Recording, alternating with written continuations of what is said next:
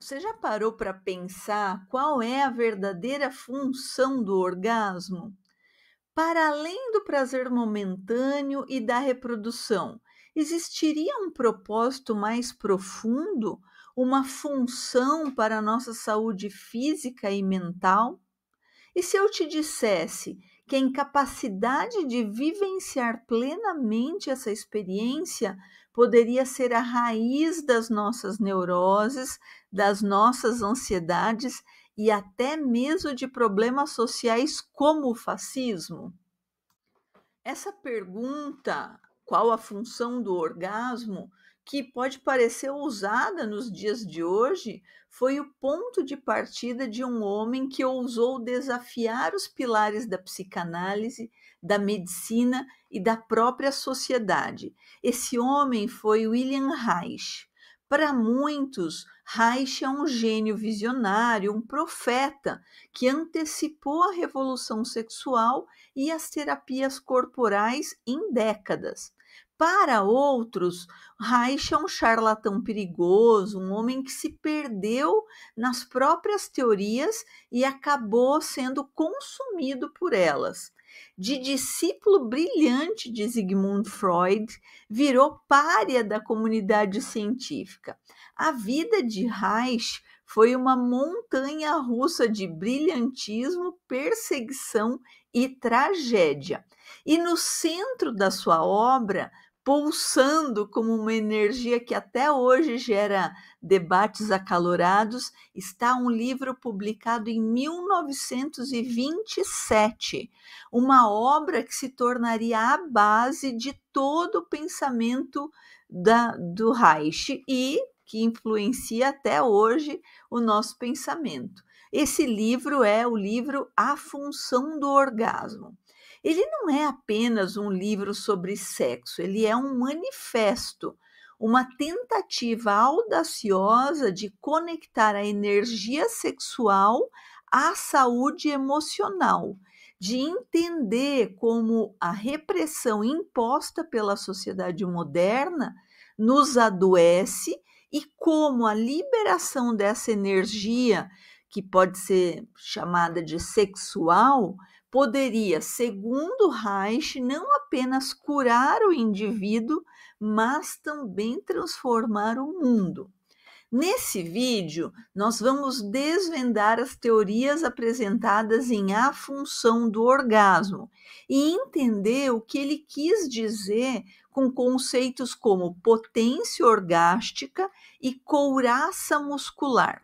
Nós vamos explorar o método terapêutico revolucionário, a vegetoterapia, que ousou tocar o corpo dos pacientes em uma época em que isso era um tabu absoluto. Mas também vamos falar sobre as controvérsias da teoria de Reich. Vamos analisar as críticas, as acusações e os eventos que levaram à sua expulsão dos círculos psicanalíticos e à sua perseguição pelo nazismo e, finalmente, a sua trágica morte em uma prisão americana, com seus livros sendo queimados, em uma cena que ecoa as mais sombrias inquisições da história. Para entender melhor a radicalidade das ideias de Reich, nós precisamos primeiro entender o homem e o mundo que formou, que moldou o pensamento dele. Reich nasceu em 1897, numa pequena aldeia na Galícia, uma região dominada pelo Império Austro-Húngaro. E ele cresceu numa fazenda em contato com a natureza, e isso, segundo ele, influenciou, ajudou na compreensão da energia vital, que é algo que ele coloca na teoria dele. A sua infância foi marcada por eventos traumáticos que deixaram cicatrizes e que também influenciaram as suas teorias. Aos 12 anos, Reich descobriu que a sua mãe tinha um caso com seu tutor, que é um professor. O conflito de lealdade e a culpa assombraram Reich. E depois que ele contou para o pai dele sobre essa traição, a sua mãe, pressionada e humilhada, cometeu suicídio. Poucos anos depois, o pai dele, consumido pela depressão e pela tuberculose, também morreu. Então, Reich ficou órfão aos 17 anos. Essas experiências precoces com a sexualidade, o segredo, a traição e a morte plantaram as sementes da futura obsessão em entender as forças primordiais que governam a vida humana.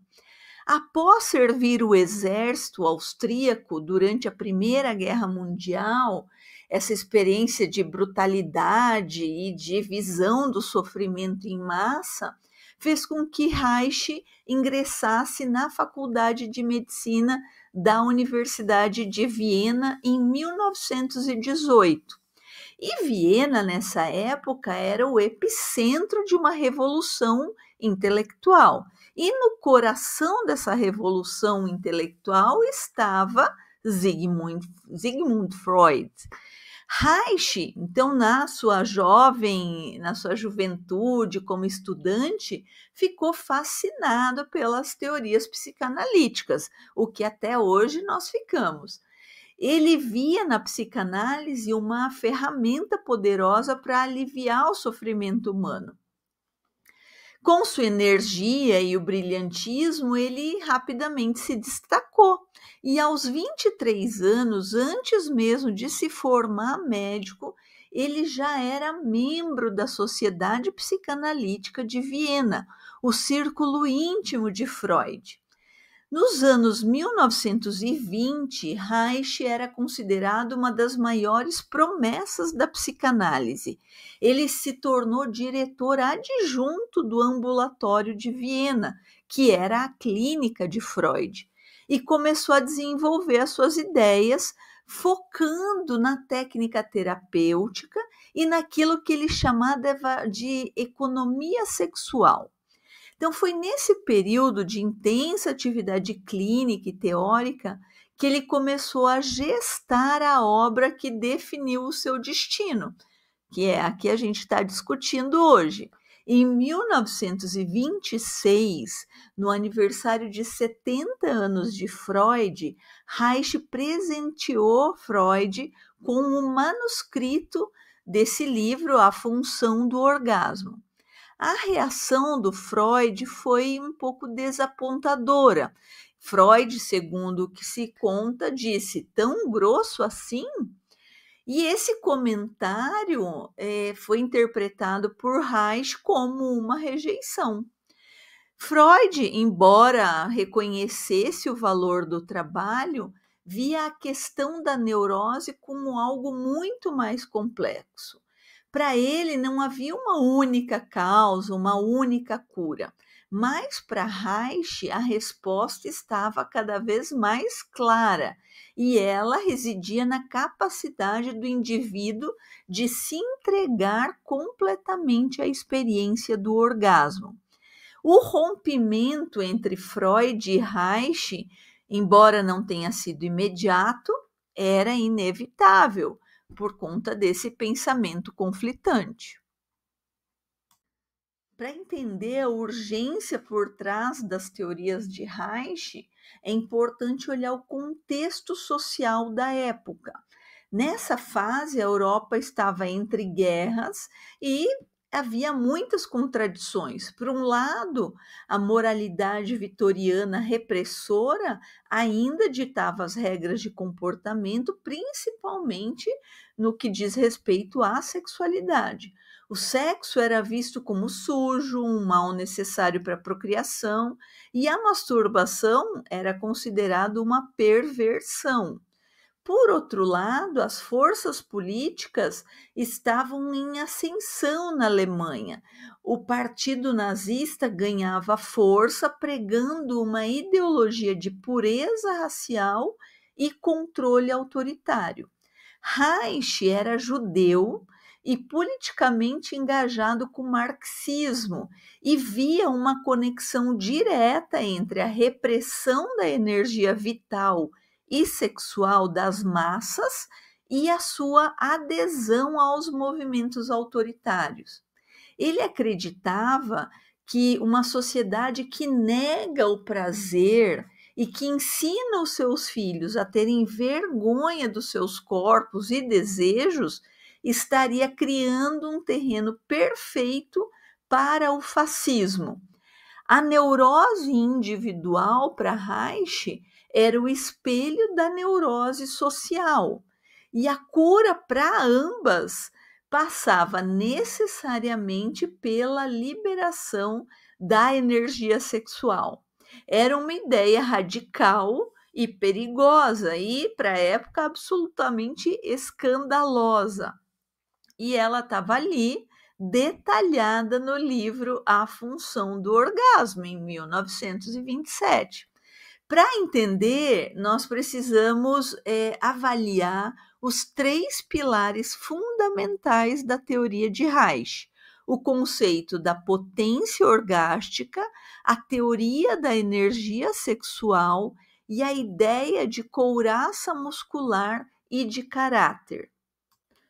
No livro A Função do Orgasmo, Reich defende que a maioria das pessoas, mesmo aquelas que acreditam ter uma vida sexual satisfatória, sofre de impotência orgástica.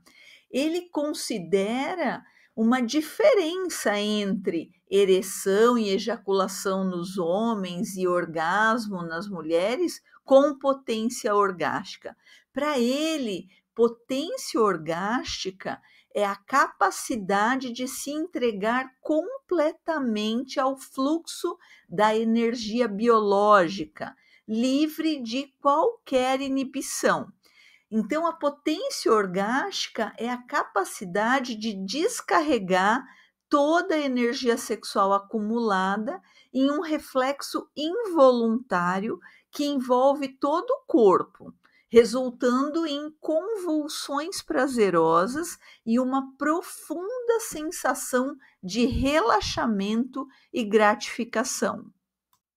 Reich descreve 4 fases do ato sexual saudável, conhecidas como a fórmula do orgasmo. São elas: a tensão mecânica, a carga bioenergética, a descarga bioenergética e o relaxamento mecânico. Para Reich, a maioria das pessoas fica presa nas primeiras fases, ficando incapaz de alcançar a descarga completa. Nessas pessoas, o orgasmo é breve, localizado nos genitais e insatisfatório, deixando um resíduo de tensão no corpo. E essa incapacidade de descarga plena é, para Reich, a causa básica da neurose. A saúde psíquica depende diretamente da potência orgástica. Mas que energia é essa que precisa ser descarregada com o orgasmo de corpo inteiro? Esse é o segundo pilar da teoria do Reich. Ele se baseou no conceito de libido de Freud, mas foi além. Ele postulou a existência de uma energia biológica real e mensurável, que chamou, depois do livro A Função do Orgasmo, de energia orgone. Mas a ideia dessa energia orgone, apesar de não estar com esse nome no livro A Função do Orgasmo, já está a definição no livro. Para Reich, essa energia é a própria energia da vida, uma força cósmica presente em todos os seres vivos. O fluxo livre dessa energia é símbolo de saúde, prazer e vitalidade. A causa, segundo Reich, de a gente não atingir a potência orgástica e não liberar a energia vital livremente, não descarregar, é que a sociedade, com a sua moralidade repressora, a sua educação antinatural, nos ensina que devemos bloquear esse fluxo. O medo do prazer, a culpa em relação ao sexo, a ansiedade e os traumas criam defesas no nosso sistema energético. E a energia que não pode ser liberada de forma saudável através do orgasmo pleno fica estagnada no corpo. E essa energia estagnada, essa libido represada, é fonte de todos os nossos problemas. Ela se manifesta como ansiedade, depressão, irritabilidade, fobias e uma infinidade de sintomas neuróticos. O corpo, em vez de ser uma fonte de prazer, se torna uma prisão quando nós não conseguimos descarregar essa energia. Essa energia represada nos leva ao terceiro pilar e talvez o mais importante da teoria de Reich, a couraça muscular e de caráter. Então, como o corpo se defende do próprio fluxo de energia e das emoções que ele carrega, a resposta de Reich foi criando uma armadura.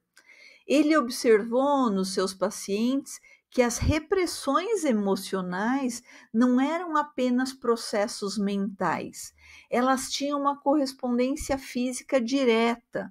O medo crônico levava a uma tensão crônica nos músculos do pescoço e dos ombros. A raiva reprimida se manifestava em uma mandíbula travada. A tristeza não chorada resultava em um peito contraído e uma respiração superficial. Reich mapeou essa couraça muscular em 7 segmentos principais, como anéis de uma armadura que iam dos olhos à pelve. Cada anel corresponde a certas emoções e bloqueia o fluxo descendente da energia orgônio ou vital pelo corpo. Essa armadura, essa couraça, construída ao longo da vida como uma defesa contra a dor emocional, acaba por aprisionar o indivíduo, tornando-o incapaz de sentir prazer, amor ou qualquer emoção de forma autêntica. Além disso, para Reich, essa armadura física, essa couraça muscular, tinha um paralelo psicológico, que é a couraça de caráter. São padrões de comportamento rígidos, atitudes defensivas, um jeito de ser da pessoa que, na verdade, servem como uma defesa contra o contato genuíno consigo mesma e com os outros. O caráter para Reich era a soma das defesas da pessoa. Então, para curar a neurose, segundo ele, não bastava falar sobre os problemas, como na psicanálise clássica. Era preciso dissolver essa armadura, tanto física quanto psicológica. E isso exigia um método terapêutico novo, um método que tocasse o intocável, o corpo do paciente. Mas para entender a aplicabilidade das teorias de Reich na terapia sexual, é preciso entender a couraça muscular. Então, Reich identificou esses 7 segmentos principais e cada um correspondia a diferentes aspectos da repressão emocional e energética. O primeiro segmento é o ocular, que se localiza ao redor dos olhos e da testa. Reich observou que pessoas com bloqueios nessa região apresentavam olhares vazios, sem vida ou excessivamente vigilantes. A tensão crônica nos músculos ao redor dos olhos impedia a expressão genuína de emoções e a capacidade de ver verdadeiramente o mundo e as pessoas. Pessoas com a couraça ocular frequentemente relatavam dificuldades em chorar ou em estabelecer contato visual íntimo. O segundo segmento é o segmento oral da couraça muscular. Essa região abrange a boca, a mandíbula e a garganta. E nela se manifestam as repressões relacionadas ao choro, ao grito, à sucção e à mordida. Reich notou que muitos dos seus pacientes tinham mandíbulas tensas, como se estivessem constantemente se preparando para um ataque ou reprimindo palavras que nunca poderiam ser ditas. A liberação desse segmento frequentemente resultava em explosões de choro ou gritos primitivos, que haviam sido suprimidos desde a infância. O terceiro segmento cervical, localizado no pescoço, é onde se acumulam as tensões relacionadas à raiva e ao medo. O pescoço, sendo a ponte entre a cabeça racional e o corpo emocional, frequentemente se torna um gargalo energético. Pessoas com bloqueios cervicais apresentam pescoços rígidos, ombros elevados e uma postura defensiva característica. O quarto segmento, o torácico, inclui o peito, os ombros e os braços. Este é talvez o mais importante, pois envolve o coração e os pulmões. Reich observou que a representação das emoções do coração, que são amor, tristeza, saudade, resultava de uma respiração superficial e de uma postura de peito contraído. A liberação desse segmento do peito, dos ombros e braços, que é o quarto segmento, é frequentemente acompanhada por profundos suspiros, soluços e uma sensação de expansão no peito. O quinto segmento, o diafragmático, era considerado por Reich como o centro energético do corpo. O diafragma, o músculo essencial para a respiração profunda, frequentemente se tornava rígido devido à ansiedade crônica.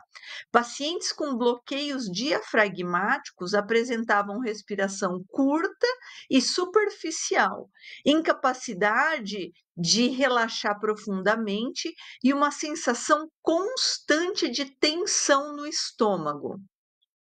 O sexto segmento, o abdominal, inclui os músculos do abdômen e da parte inferior das costas.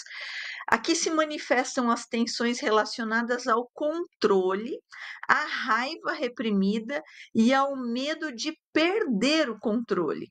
Reich observou que muitos pacientes mantinham seus abdômenes constantemente contraídos, como se estivessem se preparando para um golpe. Finalmente, o sétimo segmento, o pélvico, inclui todos os músculos da pelve, dos órgãos genitais e das pernas. Esse é o segmento mais diretamente relacionado à sexualidade e à potência orgástica. Bloqueios nessa região resultam em tensões nos músculos do assoalho pélvico, nas nádegas e nas coxas, impedindo o fluxo livre da energia sexual e a capacidade de entrega orgástica. Para ilustrar como essas teorias funcionavam na prática, Reich documentou vários casos clínicos nos seus escritos. Um dos mais famosos é o caso da jovem mulher que chegou no consultório dele sofrendo de severa ansiedade e incapacidade de estabelecer relacionamentos íntimos. Durante as sessões iniciais, Reich observou que ela mantinha uma postura extremamente rígida, com os ombros elevados, a mandíbula travada e uma respiração quase imperceptível. Ao trabalhar gradualmente com cada segmento da sua couraça, ele começou pelos olhos e desceu pelo corpo, foi descobrindo várias camadas de trauma e repressão. No segmento ocular, emergiram memórias de uma infância onde ela foi constantemente criticada por expressar emoções. Os seus pais diziam para ela: para de chorar, seja forte. E como resultado, ela aprendeu a se desligar dos seus olhos e não ver o mundo real ao redor dela como forma de proteção.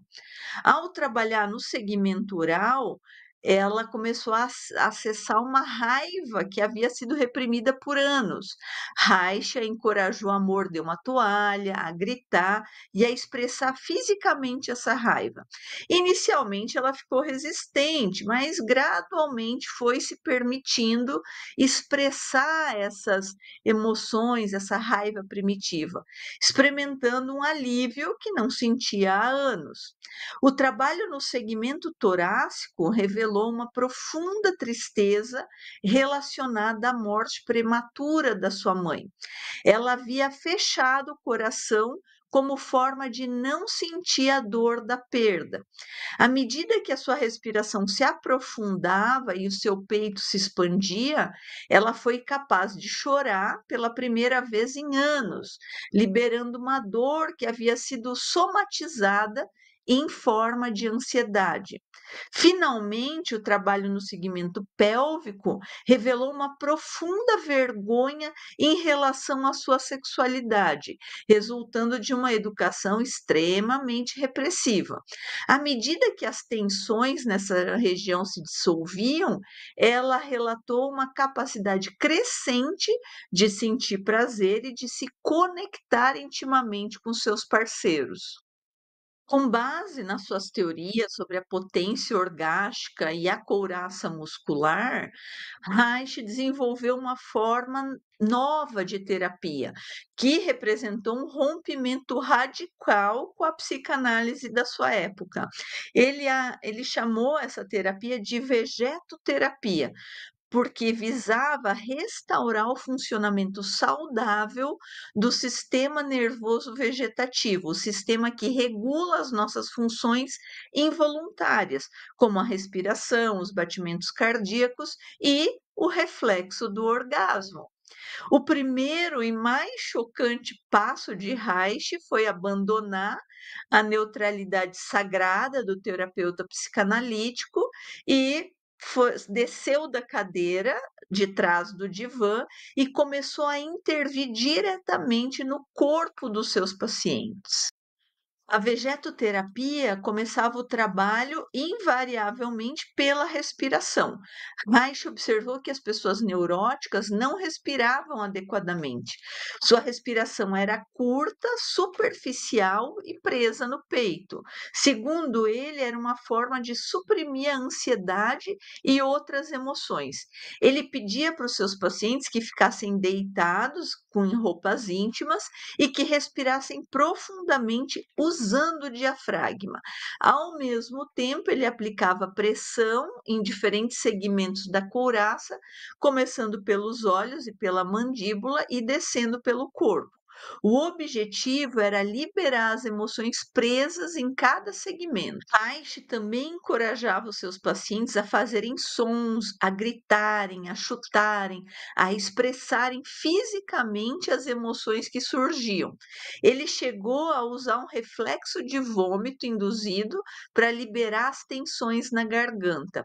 Era um processo intenso, catártico e muitas vezes doloroso, mas, segundo Reich, era o único caminho para dissolver a armadura e restaurar o fluxo livre da energia vital. Mas para que esse trabalho todo? para a restauração da potência orgástica. À medida que a couraça se dissolvia, a energia começava a fluir mais livremente pelo corpo. O paciente se tornava capaz de sentir as suas emoções de forma mais plena e, consequentemente, de experimentar o prazer sexual de uma maneira totalmente nova. Reich descreveu que em sessões bem-sucedidas, ele podia observar um fenômeno notável, o reflexo orgástico. Eram ondas de prazer visíveis, convulsões involuntárias que percorriam todo o corpo do paciente, da cabeça aos pés, indicando que a energia estava finalmente sendo descarregada de uma forma completa e saudável. Esse reflexo não era o orgasmo em si, mas a manifestação da capacidade do corpo de se entregar ao orgasmo. Para Reich, quando um paciente alcançava esse ponto, ele estava no caminho da cura. Ele estava reaprendendo a linguagem da vida, a linguagem da energia, que havia sido esquecida e reprimida por anos de condicionamento social e traumas pessoais. Essa terapia que colocava o corpo e a energia no centro do processo de cura era mais do que uma simples técnica, era uma filosofia de vida, uma filosofia que teve implicações tremendas na vida do próprio Reich. A influência de Reich transcendeu os círculos acadêmicos e terapêuticos. Ele se infiltrou profundamente na cultura popular do século XX e XXI.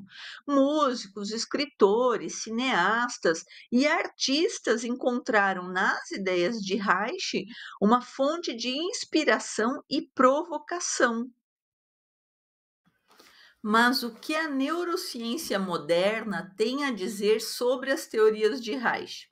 Embora muitas das suas ideias, como a da energia orgone, não tenham encontrado validação científica, a conexão corpo e mente foi confirmada por pesquisa.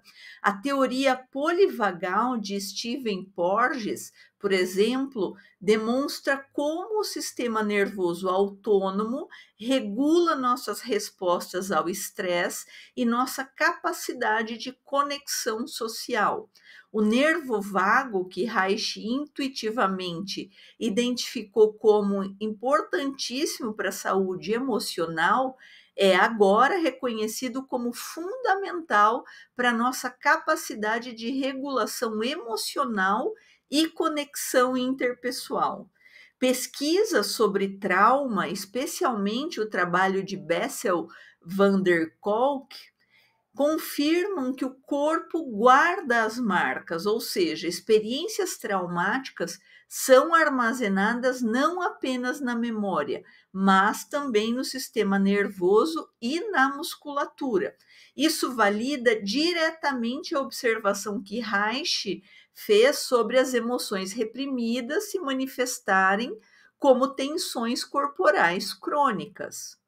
Estudos sobre a importância da respiração para a regulação emocional também são ecos das descobertas de Reich. Técnicas de respiração profunda que ele usava extensivamente na sua terapia são agora reconhecidas como ferramentas poderosas para ativar o sistema nervoso parasimpático e promover estados de calma e bem-estar. Pesquisa sobre ocitocina, o apelidado hormônio do amor, também oferece uma perspectiva interessante sobre as teorias de Reich. Esse hormônio, liberado durante o orgasmo, o parto e os momentos de conexão íntima, tem efeitos profundos na saúde física e mental, incluindo a redução do estresse e o fortalecimento do sistema imunológico. Isso sugere que Reich pode ter estado certo sobre a importância da satisfação sexual para a saúde geral, mesmo que a sua explicação através da energia orgone estivesse incorreta. Quase 70 anos após a morte de Reich, o debate sobre o legado dele continua. Críticos contemporâneos apontam para vários problemas nas suas terapias e métodos. Do ponto de vista científico, a principal crítica é a falta do rigor metodológico em muitas das suas pesquisas. Reich frequentemente generalizava a partir de observações limitadas e não se submetia a testes controlados. Sua tendência a ver confirmação das suas ideias em qualquer fenômeno observado é vista como um exemplo clássico de viés de confirmação. Eticamente, suas práticas terapêuticas continuam a gerar debate. O toque terapêutico, embora agora mais aceito em certas modalidades, ainda é visto com cautela devido ao potencial abuso.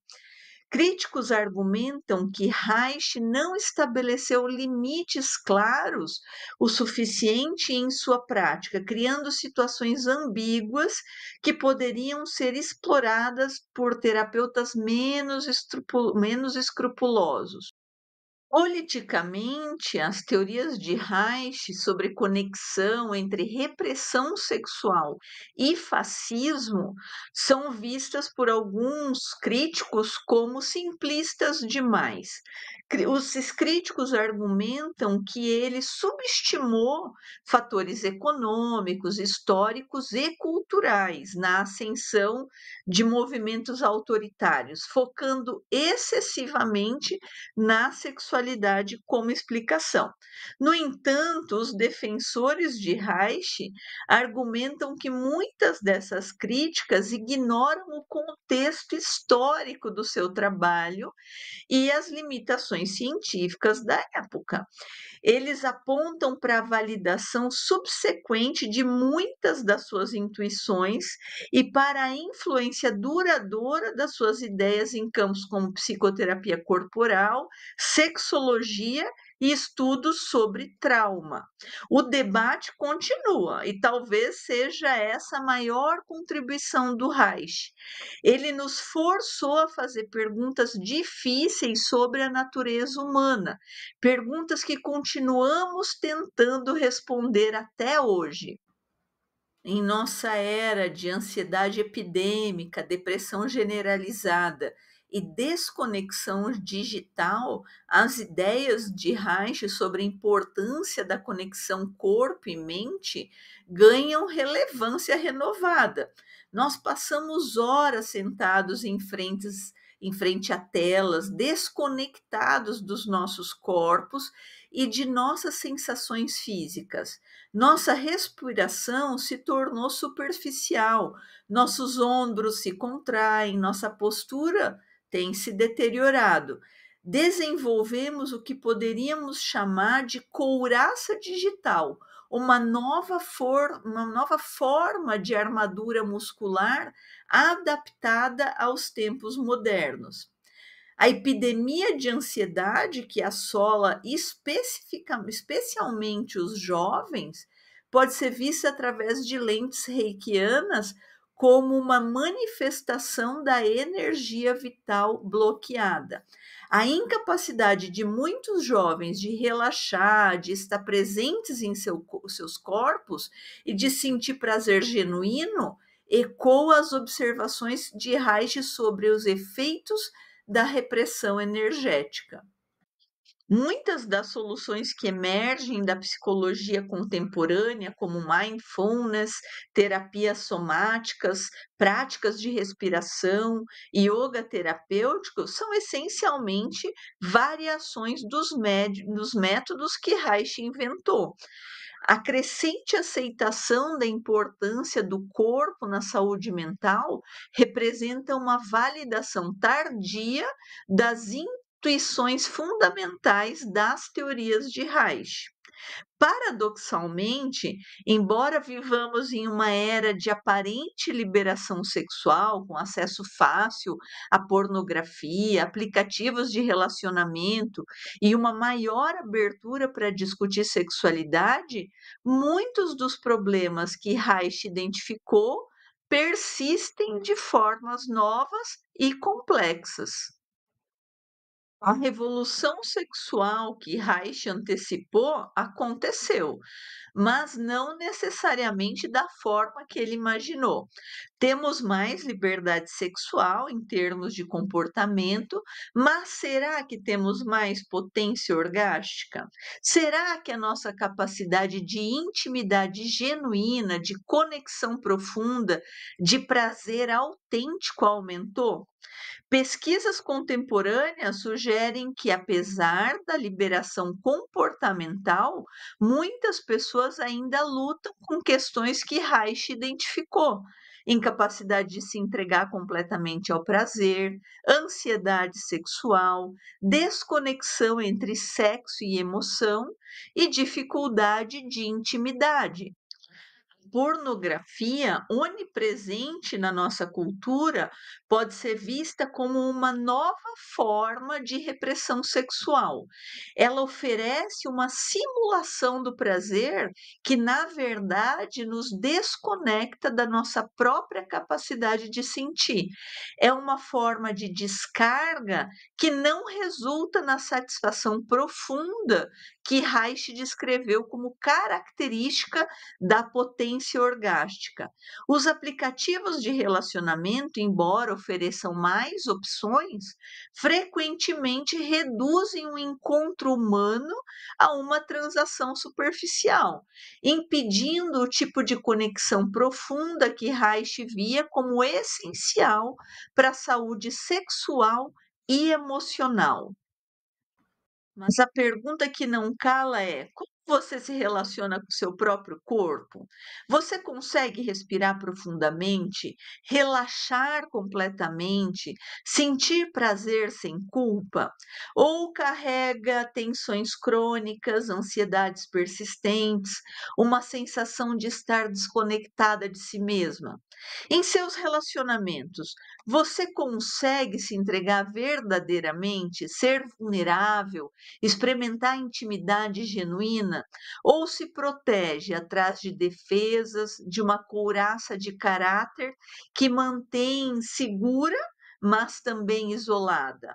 Socialmente, você vê sinais de repressão? Você vê a sua energia vital florescendo livremente? Essas não são perguntas com respostas fáceis. Reich nos deixou mais do que teorias e mais do que o livro A Função do Orgasmo. Ele nos deixou um convite para uma vida mais plena, mais conectada, mais viva, um convite para questionar as formas que nos reprimem, para buscar nossa própria potência orgástica, nossa própria capacidade de sentir, de amar e de viver autenticamente. Que possamos honrar o legado de Reich, não através da adoração cega das suas ideias, mas através da coragem de fazer nossas próprias perguntas, de buscar nossas próprias respostas, de viver nossas próprias vidas com paixão e a intensidade que ele trouxe para a nossa busca pela verdadeira natureza humana e a nossa potência orgástica. A função do orgasmo, no final das contas, pode ser muito mais do que Reich imaginou. Pode ser a função de nos lembrar que estamos vivas, que somos capazes de sentir prazer, que merecemos conexão e que a vida vale a pena ser vivida plenamente. Convido você a observar seu próprio corpo, sua respiração, suas tensões, a pensar criticamente sobre a mensagem que recebeu sobre sexualidade e prazer.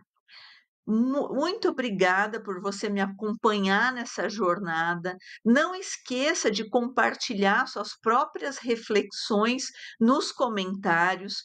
Se esse vídeo te ajudou a questionar a sua vida sexual e a entender que há muito mais a ser explorado, a potência orgástica mora em cada uma de nós, curta, compartilhe e me segue para mais vídeos como esse sobre ginecologia, sexologia e as filosofias por trás da sexologia. Um grande beijo e até o próximo vídeo.